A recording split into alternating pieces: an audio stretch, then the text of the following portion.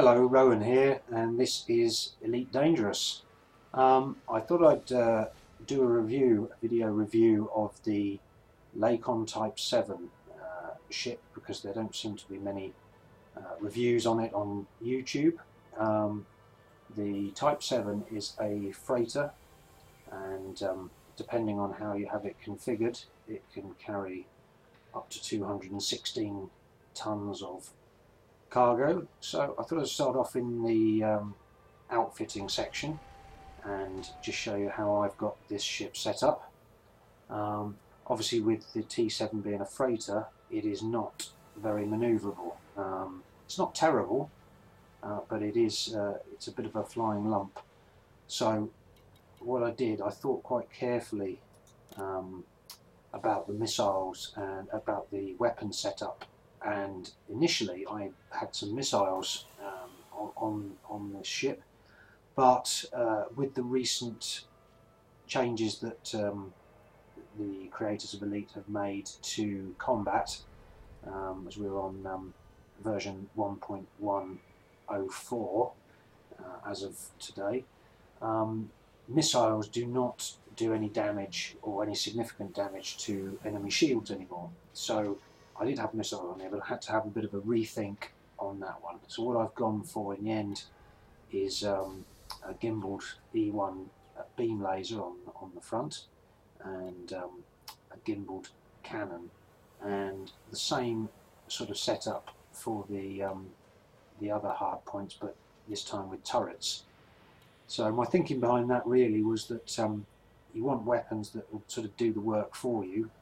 Missiles were quite good at that before the change to the damage they could do to shields. So I went with cannons instead because when they do hit, they do quite a lot of damage. And with the ship not being very manoeuvrable, if you do get interdicted by a pirate, you want something that's going to knock their shields out and start doing them some damage as soon as possible. The other things I've got on the utility mounts, as with all of my ships, a heatsink launcher. It's very useful if you get interdicted near a star or some other situation where your heat buildup gets out of control, which is very easy with all the Lakon ships because all of them tend to get hot very quickly, even with the best power plant and a chaff launcher to confuse enemy targeting systems. Let's have a look on the internals here. As I said, really, as far as I've found with the Lakon Type 6 and the Type 7, you really need the best power plant you can afford. Same goes for the power distributor. Ideally A-class for both of those. I've gone for D-class thrusters to keep the weight down. Haven't actually got up to an A-class frameshift drive yet, so when it's fully loaded I've only got a jump range of 13.53 light years. I put the best sensors on there as well because what I found is obviously the sensors if you affect quite significantly how well your weapons will target an enemy, and with lower than A class, when I was being interdicted, I found that the turrets in particular were not very accurate, the turret weapons. And then the rest here is all the largest cargo racks you could fit to get me up to the 216 tons. You could put a fuel scoop in, but that would probably only be economical if you were on a trade route that had a lot of jumps or was a long distance. If you can find a trade route that's a fairly short distance apart, then you're going to make more money by having a cargo rack in there. You could put a shield cell bank in there, getting interdicted, but I would say stick with the cargo bay. Okay, so that is the setup that I've got. So let's take it out and do a simple trade run. Just refuel there. So at the moment I am at Buildup in CD-37641 in the Empire. And I'm going to take some beryllium here. Let's load that up. So just over 1.5 million credits worth of beryllium. And I'm going to take that to a system which is only just over 5 light years away, called Cider. So let's try that now.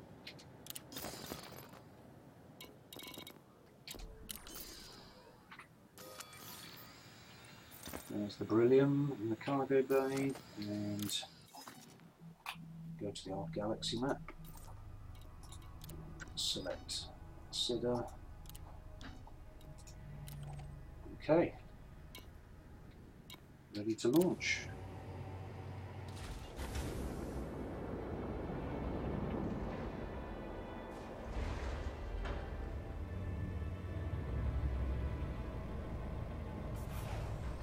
With it being quite a large ship, obviously it's important to be careful when engines engaged, leaving the docking bay.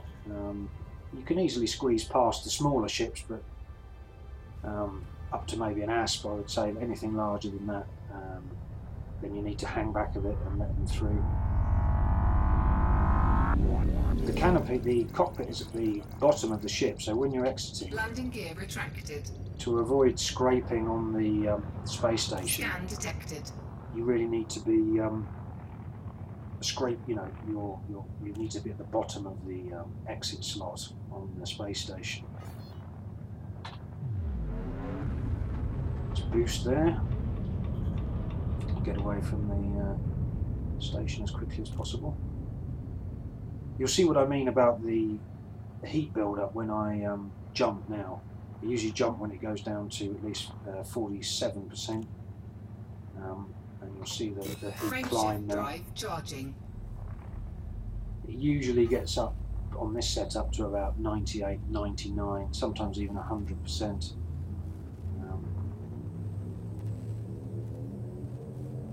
4, 3, 2, 1, engage.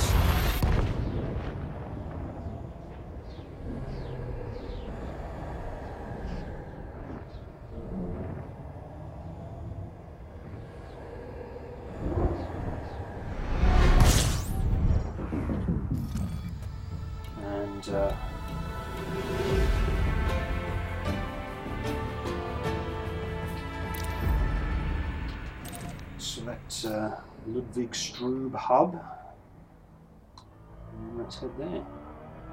It's only a very short distance away.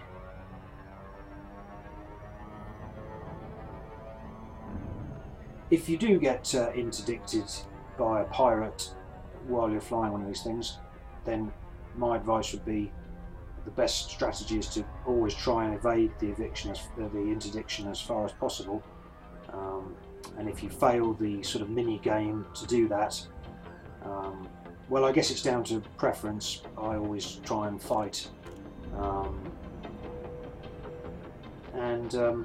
as long as I've had a couple of interdictions by pythons, which I lost on both occasions. This is non-player pythons. That might be a bit different now that the python speed has been altered a bit in the recent patch.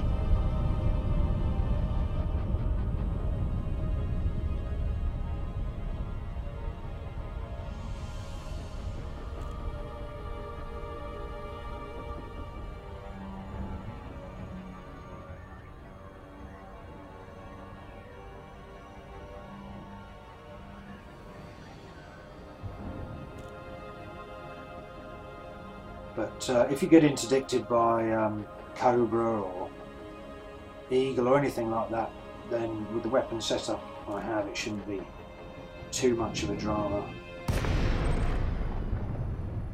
Okay, so the ship is quite slow and it's not massively manoeuvrable, so I usually boost as soon as I get near the station.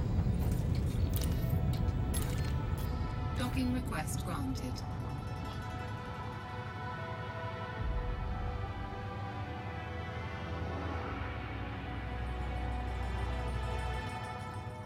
And again, when I go through the station entrance, you'll just see that I hug the bottom, if you like, you know, because most of the ship is above the cockpit. So, like I said earlier, to avoid damage and scraping on the entrance slot of the station, you need to be really hugging that bottom lip.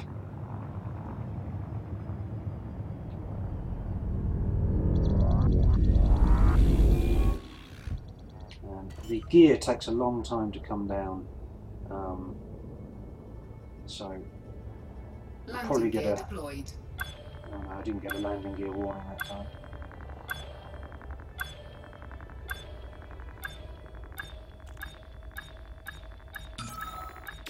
Docking successful. Engines disengaged. Okay, so I've now arrived at Ludwig. Time to sell all that beryllium.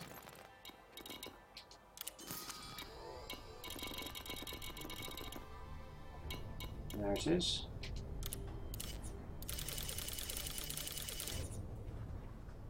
So that is a 286,000 credit profit in a very short space of time. Obviously, with the big cargo load that the Type 7 can carry, you can make some good money. And I've traded my way up to the Python using this ship, and I'm currently trying to trade up to get myself a Type 9. So there we are. I hope you found this review slightly useful, and see you next time.